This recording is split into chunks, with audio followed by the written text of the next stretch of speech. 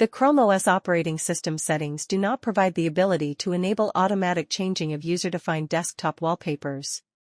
You can only automatically change your ChromeOS desktop wallpaper by enabling the Change Daily feature within any of Google's built-in wallpaper collections, which cycles through a new background every 24 hours. To bypass this limitation and set up automatic wallpaper changes from any images you choose, install the free Wallpaper Changer extension from Chrome Web Store, the official Chrome extension marketplace. You'll find a link to the extension page below the video.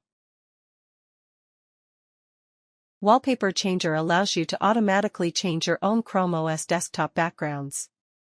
You can use any photo file you choose as your wallpaper, not just images from the operating system's pre-installed collections.